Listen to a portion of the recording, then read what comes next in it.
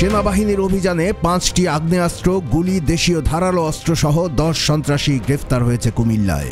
25 জানুয়ারি শনিবার রাতে কুমিল্লা নগরীর বিভিন্ন এলাকায় অভিযান চালিয়ে তাদের আটক করে সেনাবাহিনীর একটি দল। পরে তাদের কুমিল্লা কোতোয়ালি থানা পুলিশের কাছে হস্তান্তর করা হয়।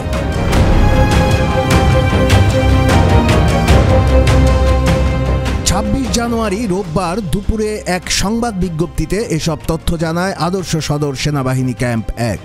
অভিযানে একটি বিদেশি পিস্তল, একটি রিভলভার, 3টি শটগান, 13 রাউন্ড গুলি ও বেশ কিছু ধারালো অস্ত্র উদ্ধার করা হয়।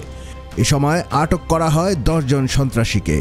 আটককৃতরা হল কুমিল্লা ঝাউতলা এলাকার নাইমুল ইসলাম নাইম ও জাভেদুর রহমান, ঈদগাহ এলাকার সাজিদুল ইসলাম, ছোটরা এলাকার মোহাম্মদ আলী ও সাব্বির হোসেন, বুড়িচং সাদকপুর এলাকার আবুল খায়ের, ধর্মসাগর পাড়ের অপু ও অভিজিৎ রায় এবং কালিয়াজুড়ি এলাকার রাকিব ও আবির হামিদ মাহি।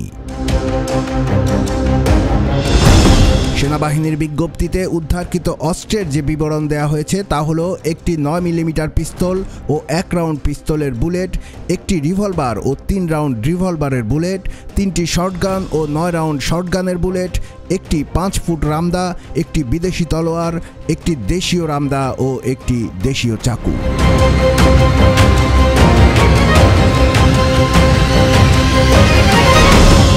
কুমিল্লার কাগজ, নিউজ ডেস্ক।